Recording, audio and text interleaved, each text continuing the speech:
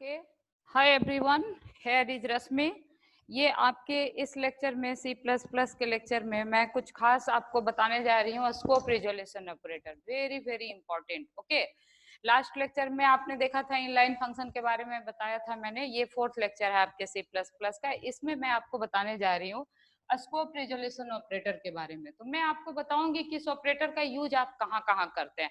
अक्सर आप देखते हैं C++ की किताबों में लिखा रहता है डबल डॉट ऊपर डबल डॉट नीचे, तो वो उसी ऑपरेटर को अपन कहते हैं स्कोप रिजोल्यूशन ऑपरेटर। ठीक, तो सबसे पहले हम लोग जानेंगे कि ये कहाँ कहाँ यूज होता है। ठीक ना, तो वन बाय वन करके मैं डिस्कस कर रही हूँ। तो ये मैंने फर्स्ट में लिखा है कि आप to access global variable when there is a local variable with the same name. आप देखिए, आपको याद होगा कि आपके प्रोग्राम में दो टाइप का वेरिएबल होता है। वैसे तो कई तरह के होते हैं, लेकिन दो मेन फोकस हम लोग करते हैं। एक होता है आपका ग्लोबल वेरिएबल और दूसरा होता है लोकल।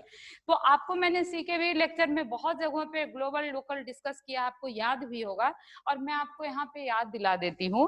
अगर नहीं भी याद है तो कोई चिंता की बात नहीं है। लोकल वो होता है जो किसी फंक्शन के अंदर या किसी क्लास के अंदर आप उसको क्या करते हैं, डिक्लेयर करते हैं। ठीक है ना, जबकि ग्लोबल क्या होता है, जो या तो आउटसाइड क्लास होगा या फिर आउटसाइड फंक्शन होगा, वो किसी चीज के अंदर नहीं होगा, तो उसको हम लोग क्या कहते हैं, ग्लोबल। तो ग्लोबल के नाम से ही क्या मतलब पता पड़ता है कि भाई ये पूरे प्रोग्राम में एक्सेस होगा, है ना। ये किसी पर्टिकुलर क्लास का मेंबर नहीं होगा, ये किसी पर्टिकुलर फंक्शन का मेंबर नहीं होगा। बात मेरी समझ में आ गई?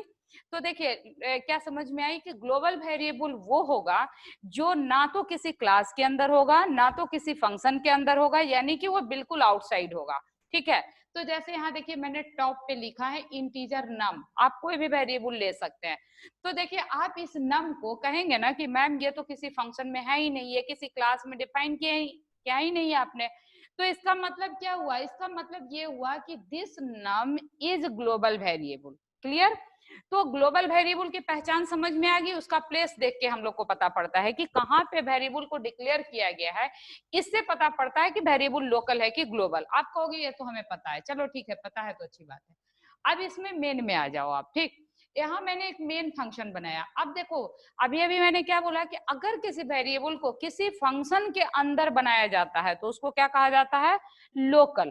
तो आप कहोगे अच्छा तो इसका मतलब ये लोकल वेरिएबल हो गया, तो मैं यहाँ पे कमेंट में लोकल लिख देती हूँ और यहाँ मैं कमेंट बना करके इसको ग्लोबल लिख देती हूँ, है कि नहीं। तो ये बिल्कुल सही बात है। ये ग्लोबल इसलिए है क्योंकि ये ना तो किसी फंक्शन के अंदर है और ना ही किसी क्लास के अंदर है, इसीलिए ये क्या हो गया, ग्लोबल। और ये क्या हो गया, लोकल। क्यों? क्योंकि ये मेन फंक्शन के अंदर इसको डिफाइन किया गया है ना। तो ये हो गया आपका लोकल वेरिएबल। चलिए, अब यहाँ आपने क्या लिखा है, सी आउट। सी आउट में देखिए डबल कोट में आप जो भी लिखते हैं वो एज इट इज प्रिंट हो जाता है। तो यहाँ value of global num is as it is print होगा, क्योंकि यहाँ डबल कोट दिया आपने, यहाँ डबल कोट दिया। अब देखिए यहाँ ध्यान से समझना है कि ये जो नम लिखे हैं और नम के पहले जो डबल डॉट दो बारी आपने लिखा है, तो this is scope resolution operator. और फर्स्ट स्कोप रिजोल्यूशन ऑपरेटर मैं कहाँ दे रही हूं, अगर आपने लोकल और ग्लोबल वेरिएबल दोनों का नाम समान रखा। जैसे यहाँ देखिए, यहाँ लोकल वेरिएबल का नेम क्या है आपका, नम, और यहाँ ग्लोबल वेरिएबल का नेम क्या है आपका, नम। तो आप क्या देख रहे हैं कि नम और नम, लोकल और ग्लोबल का नेम क्या हो गया, सेम हो गया।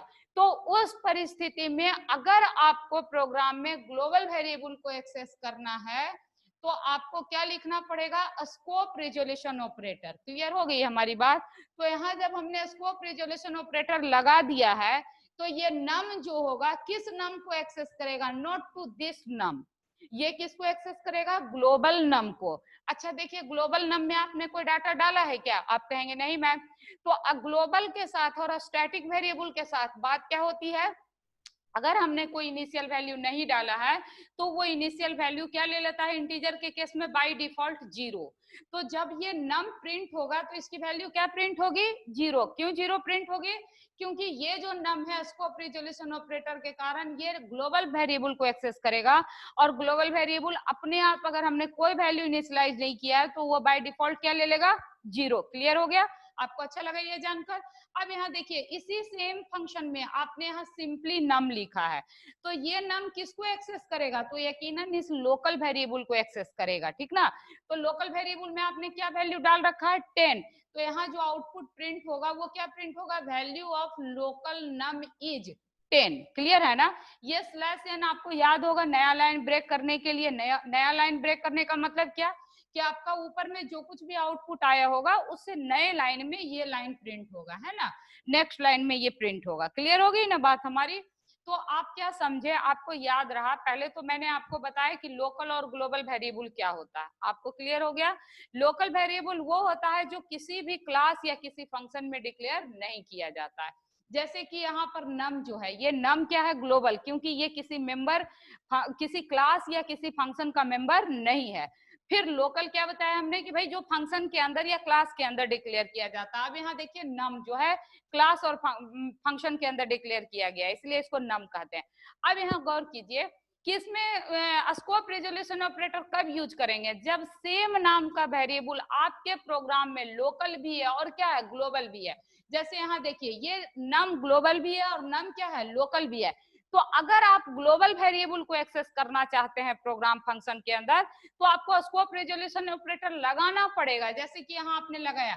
अच्छा, स्कोप रिजोल्यूशन ऑपरेटर होता कैसे है? ऐसे दिखाते हैं आप, क्लियर है ना? ये आपका स्कोप रिजोल्यूशन ऑपरेटर हुआ, डबल डॉट ऊपर डबल डॉट ऊपर। तो डबल डॉट ऊपर ऐसे करके कीबोर्ड पे तो मिलेगा नहीं आपको, कोलोन ऐसे करके मिलता है ना, डबल डॉट ऐसे है, फिर डबल डॉट ऐसे। तो कीबोर्ड पे 2 बार इसको प्रेस करेंगे तो ये आपका क्या बन जाएगा? This is called scope resolution operator. तो जब जब आप स्कोप रिजोल्यूशन ऑपरेटर को लिखेंगे वेरिएबल नेम के पहले, तो वो ग्लोबल वेरिएबल को एक्सेस करेगा, और विदाउट स्कोप रिजोल्यूशन ऑपरेटर लिखेंगे तो वो लोकल नेम को एक्सेस करेगा। आप कहेंगे हमको बहुत अच्छे से समझ में आ गया है ना। मैंने कई बार दोहरा दिया कि भाई लोकल के साथ स्कोप रिजोल्यूशन नहीं लगाना है, लेकिन अगर ग्लोबल वेरिएबल आपको एक्सेस करना है तो आपको स्कोप रिजोल्यूशन ऑपरेटर लगाना ही पड़ेगा।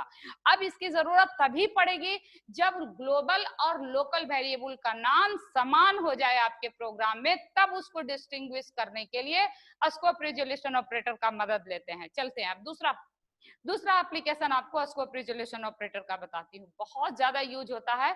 जैसे अभी तक जितने भी हमने प्रोग्राम बताए आपको, उन सब में क्लास के अंदर ही फंक्शन को डिफाइन किया गया था, है कि नहीं? आपको मैंने शुरू के ही क्लास में बता दिया कि भाई जो क्लास डिफाइन करते हैं अपन C++ का, तो उसमें फंक्शन को हम क्लास के इनसाइड भी डिफाइन कर सकते हैं और क्लास के आउटसाइड भी डिफाइन कर सकते हैं। तो अगर आपने क्लास के आउटसाइड फंक्शन को डिफाइन करना है तो there is only one and one operator, that is called scope resolution operator. Clear? तो अगर किसी फंक्शन को क्लास के बाहर डिक्लेयर करना है, क्लास के मेंबर फंक्शन को, ध्यान रहे, तो उसके लिए हम लोग स्कोप रिजोल्यूशन ऑपरेटर का मदद लेंगे। फॉर एग्जांपल, जैसे मैंने एक क्लास लिया है बस सिंपली नम, ठीक है ना, तो ये नम जो है, तो यहाँ पर नम नाम का एक क्लास बनाया और ये पब्लिक एक data member, public access specifier बताया था मैंने कि पब्लिक एक्सेस स्पेसिफायर क्लास के बाहर भी एक्सेस हो सकता है। तो चूंकि आपको यहाँ जो फंक्शन F1 आपने बनाया है, तो ये F1 फंक्शन को आप क्या करना चाहते हैं? क्लास के बाहर एक्सेस करना चाहते हैं, कॉल करना चाहते हैं, तो you have to put here public, ये जरूरी है। पब्लिक नहीं करेंगे तो ये क्या बन जाएगा? प्राइवेट बन जाएगा। हम कुछ भी नहीं देते हैं क्लास के अंदर स्पेसिफायर, तो वो बाय डिफॉल्ट क्या ले लेता है? प्राइवेट। तो कैसे देना है? पब्लिक कोलोन, है ना, क्लास के नाम बाद हमेशा हमको क्या देना होता है? कर्ली ब्रेसेस देना होता है। तो यहाँ पब्लिक कोलोन देके void F1 लिखा हमने और इसको क्लोज कर दिया। फिर क्या किया? क्लास का क्लोजिंग किया और फिर हमने सेमीकोलन दे दिया। मतलब यहाँ पर क्या हुआ? क्लास का डेफिनेशन क्या हो गया? क्लोज हो गया। चलिए अब हम लोग क्या कर रहे हैं कि इसमें क्लास का जो फंक्शन है F1, इसको यहाँ सिर्फ आपने डिक्लेयर किया। आप कहोगे मैम ऐसा कैसे? तो डिक्लेरेशन ही है ये। क्यों? क्योंकि डिक्लेरेशन का पहचान क्या होता है? क्लास के नाम के बाद अगर हमने सेमीकोलन दे दिया है तो ये क्या दिखाता है? ये क्लास के फंक्शन के डिक्लेरेशन को बताता है। इसका मतलब ये है कि अगर आपने सिर्फ फंक्शन को डिक्लेयर किया है क्लास के अंदर, तो कहीं ना कहीं क्लास के बाहर आपको क्या करना पड़ेगा? डिफाइन करना पड़ेगा पड़ेगा, उसका इंस्ट्रक्शन क्लास के बाहर लिखना पड़ेगा।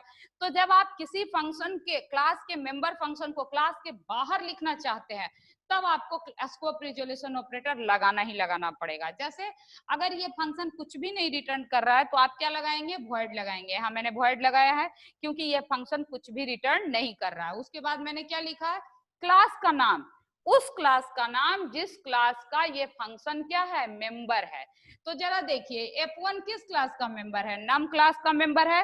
तो रिटर्न टाइप के बाद आपको क्या देना है, क्लास का नाम देना है, याद रहेगा। उसके बाद आपको क्या देना है, स्कोप रिजोल्यूशन ऑपरेटर देना है। फिर क्या देना है आपको, फंक्शन का नाम, जिस फंक्शन को, इस क्लास के फंक्शन को आप डिफाइन करना चाहते हैं। तो यहाँ स्कोप रिजोल्यूशन ऑपरेटर आपने दे दिया, फिर कर्ली ब्रेसेस ओपन किया, और यहाँ आप कुछ भी इंस्ट्रक्शन दे सकते हैं। यहाँ तो मुझे फोकस करना था कि how to write define class के बाहर किसी फंक्शन को, तो इसीलिए हमने इसको सिंपली सी आउट लिख करके डबल कोट में लिख दिया F1 कॉल्ड। तो ये डबल कोट में चूंकि लिखा हुआ है तो ये क्या करेगा, as it is F1 called आपके स्क्रीन पर प्रिंट कर देगा, और कुछ इसमें मैंने लिखा ही नहीं है तो ये कुछ और करेगा भी नहीं, ठीक है ना। अब ये फंक्शन कैसे कॉल होगा, तो उसके लिए आपको मेन बनाना पड़ेगा, क्योंकि आपको पता है सी हो या C++ हो, दोनों में प्रोग्राम का जो एग्जीक्यूशन होता है वो स्टार्ट कहाँ से होता है, मेन से होता है। तो अब देखिए यहाँ तो एक मेन, इंट मेन आप लिख सकते हैं, या वॉइड मेन, है ना। वॉइड मतलब मेन कुछ नहीं रिटर्न करेगा, इंट मतलब it is going to return integer data, right. तो यहाँ पर मेन आपने लिख दिया, ठीक है। अब मेन क्यों लिखा था कि ये जो फंक्शन है ये तो क्लास एक ब्लूप्रिंट है, इसमें फंक्शन तो कॉल नहीं होगा, तब तक नहीं होगा जब तक कि आप ऑब्जेक्ट नहीं बनाइएगा, है ना। किसी क्लास के मेंबर फंक्शन को अगर आपको क्लास से बाहर कॉल करना है तो यू नीड ना ऑब्जेक्ट।